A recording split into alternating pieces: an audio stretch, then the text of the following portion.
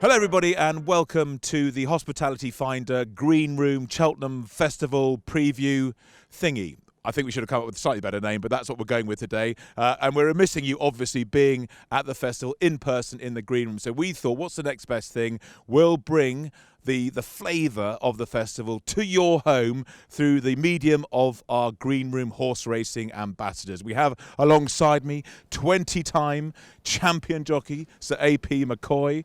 We have alongside Sir AP Jonjo O'Neill on a mission to become champion jockey himself. One day that mission will be accomplished. We've got Mike Tindall down there, who we think is here because he got the scent of free bacon butties and honey roasted sausages here at Jackdaw Castle, which is the training base for Jonjo's father, Jonjo. I never quite get that. Maybe you could have been called Humphrey or something. But anyway, let's get into the festival. We're all very excited. But AP, I guess it's very different circumstances, obviously. Far from ideal. You've been with us since 2018 in the green room. Are you still looking forward to, even though there will be no spectators there? Yeah, it's going to be very different. Going to miss the green room, obviously, Mark. You know, a lot of people will go to the Cheltenham Festival and it's lucky enough to be into the green room will just know that sort of 6 times a day, there's every half an hour you have to have a break from the socialising. So, but the racing is fantastic. There's nowhere like it where you're a jockey, owner, trainer, or even a lad, a punter going or just going for the social occasion at the green room. It's a very difficult thing to explain to someone how good it is unless you've been there, but I'm pretty sure that everyone that has been there before goes back every year, so that says it all, really, if we can. And bearing in mind the negative press that the horse racing has had over the last few weeks, I'm guessing this is quite a big week for painting horse racing in a very positive light. Yeah, it is. Obviously it had you know, what happened in weeks recently, it was very disappointing for everyone, but I think Cheltenham there's no better place to show it in the light that it is, that it's an amazing sport, that we're very lucky to deal with such amazing animals and live our life through them, and Cheltenham is the best shop window for that.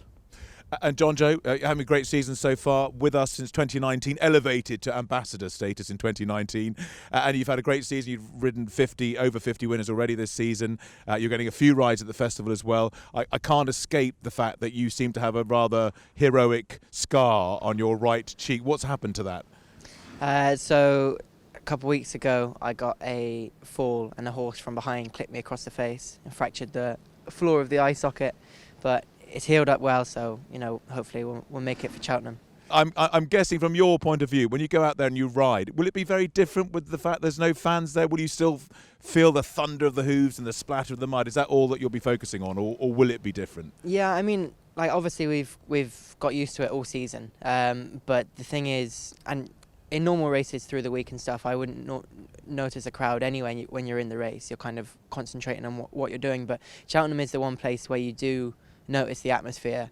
Even in the race, you can hear the crowd. The atmosphere is just unbelievable. And I think, yeah, it will be strange this year because Cheltenham, like it is just like no other. So it will be strange. I'm going to miss the green room though. Probably not going to miss the daily grilling from you in the mornings. But I think I probably will miss the auctioneering of trying to auction me off to have a girlfriend.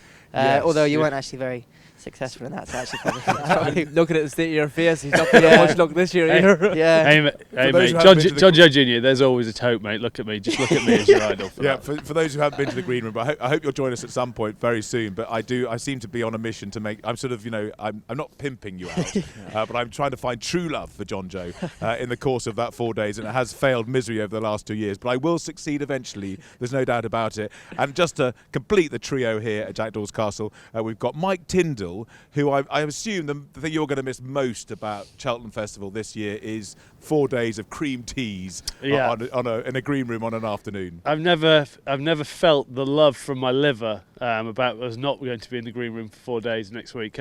I still can't get my head around it, really. It just seems, you know, obviously myself and the wife love horse racing, and for this not to be in the calendar as actually being there, I just can't imagine how the start without the roar of the first race when we get going, and watching from home, it's just going to seem very alien. But you know, even Zara, who's on the Cheltenham board, isn't able to go because they're not allowed that many people in there. So yeah, it's going to be very strange, but you know, we'll enjoy it on the telly for this year, and then hopefully we'll be back in the green room for 2022. Absolutely looking forward to that. And I think when we do get back, my God, the excitement levels will be through the roof.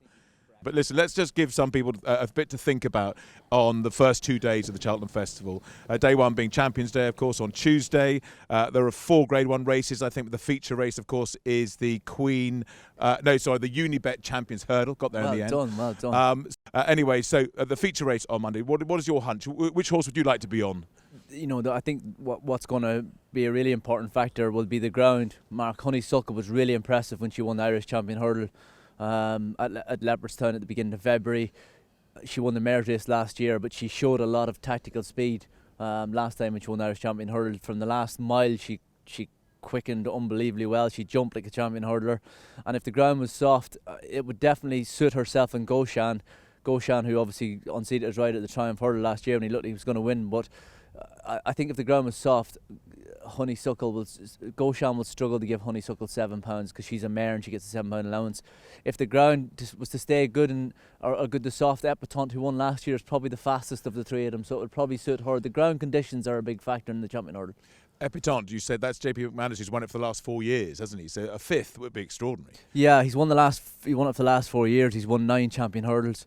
It was actually his 70th birthday yesterday, so. But yeah, he Epatante has. Again, I say the ground is a big factor for her. She's a fast filly who wouldn't want too much of a slog, so that would be. The ground is a big important factor. JP McManus, of course, a good mate of yours, 70th birthday. What do you buy the man who's got pretty much everything? I think he'd be pretty happy with a champion hurdle winner. That'd be as good as buying him anything, I think. You didn't buy him any socks or anything. You didn't buy your mate a present. That is a scoop, everybody. You're right. That'll What do you buy him? Yeah, you're right. So, Jonjo, are you going Honeysuckle for you as well? I think you're going to have to have a look what the ground is on the day. I think, as AP said, it is very important. Honeysuckle was very impressive in Ireland the last day, and that was the Irish Champion Hurdle. She's getting the £7. Annie Power managed to do it. Dawn Run managed to do it back in the day. I think between Epatante and Honeysuckle, given the £7, the other horses have a lot to find. Down to the man who came for the bacon butties. For some reason, has got the authority to decide the green room tip of the day. So, with the conjecture of Jonjo and AP, what are you going for? See, Goshen. For me, but I always look for a little outsiders. Sharjah is good for me because no matter what state you are in at Cheltenham, you can still say it. It doesn't really matter. And There's then a theme developing here with you and drunken debauchery. If it's dry abracadabras, I think is not a bad shout either for a bit of value in there. But I'll go, if I'm going to pick one that these two have mentioned, I'll go Goshen. Okay. God, he's not really going with your big hunches, so he's gone a bit left field there. But yeah, he's entitled to. That's right. But some hunches of the day that you might want our green room customers to have a go at if they are at all the other races. So just pick something else out from day one. Tuesday, that is of course Champions Day, that you think might be worth a punt. The ones I like, Roxana of Dan Skelton's in the Merit Hurdle. Actually, Yep. Willie Mullins has won 14 of the 18 races for mares. And he's got Concertista in this, but I'm going to go against him with Roxanne of Dan Skelton's. She won a couple of years ago and she's in really good form this year. I thought her run behind Paisley Park was really good in the long walk zone. Okay. I'm looking forward to riding Soaring Glory in the Supreme, the first race. He won the Betfair Hurdle at Newbury, and he was impressive that day. He's a bit to find still, but if he keeps improving, I'm looking forward to riding him anyway. Okay, fantastic. And look out for the Hospitality Finder sponsorship logos as well as he rides to glory, hopefully. And Michael, what might you go for as your hunch then on day one? Well, as you know, my knowledge is unsurpassable. So I'm going Soaring Glory as well. Obviously, Hospitality, we have a investment in the race, and it's got a great name. And there'll be a lot of £2.50 each ways on Soaring Glory because it's just got the name for it. I'm not entirely sure I believe in the science behind your hunches there, but anyway, we'll go with it. But listen, we've got to crack on. You're talking to a man who's won a Welsh Grand National. As you never stop to remind us. Okay, let's move on to the Wednesday, Ladies' Day, of course. Ironically, it's always the day that the alpha male, Lawrence Dallaglio, is in the green room tearing things up. That is, of course, Ladies' Day. The irony, I think, will not be lost on you. But the feature race is the Betway Queen Mother Champion Chase. Special race, of course, 2018-2019 AP, won by Altior. Any chance that Altior it might make it a third win in the feature race? Or too old? His run last time behind Nuba Negra at Kempton was a little disappointing, Mark. He looked a bit lethargic, didn't look like he had the zest that he'd had when he'd won 2 champion chases. I think he's going to have some kind of headgear. Look, I think he's up against the Chacun Passois. Looks a really special horse. He was really impressive in his wins so far this year. He was favourite for the race last year and had a little niggly problem, I think, just on the morning before the race. So Chacun Passois will be very difficult to beat. I actually like one of Willie Mullins' other horses, Celius Emery, who ran the Champion Hurdle last year, wasn't beaten far, won very well last time in Nice. This is, believe it or not, Willie Mullins, I think, is not from 10 in the Champion Chase, so he's a really bad trainer of Champion Chase winners. Amazing. That's an one of those two might put it right for him. Bearing in mind how successful he's been at Cheltenham, that is an extraordinary stat. Yeah. Jonjo, I ought to point out actually that Jonjo will be wearing, if you're looking for Jonjo, it'll be very distinctive because he'll be wearing, because of the fracture to the eye socket, a Phantom of the Opera face mask, which will look amazingly cool, I think. But Jonjo, are you agreeing with AP on that front for the feature race on Wednesday? Yeah, I think so. I mean, it's hard to write off Altior completely. You know, he's been a very good horse in the past, but his run at Kempton wasn't to the same standard that that you've got to be winning a Champion Chase. So I think Chacun Passois, at the minute, he was ultra impressive at Leopardstown. He'd be the one if I had a ride in the race, he'd be the one I'd like to ride. It's such a shame that 11 years old Altior, and there are people saying he's too old to do all that kind of stuff. I suppose in human terms, it's probably like a 40-year-old Yeah. or whatever. You know, God, I'd hate to be 40. well past it by then, aren't you? I'm certainly in my prime, and I'm a little bit beyond 40. I'm not going to tell you exactly how far. And Mike, you are official tipster then, because these two can't tip, but you have to give the green room tip of the day. Well, obviously, Chacun Passois is the favourite. I've got Put the Kettle On just for an outside bet if anyone's interested, but I'll bow down that this is definitely a favourites race. And you went for the outside bet because it sounded nice. And she's everyone unbeaten likes- at Cheltenham.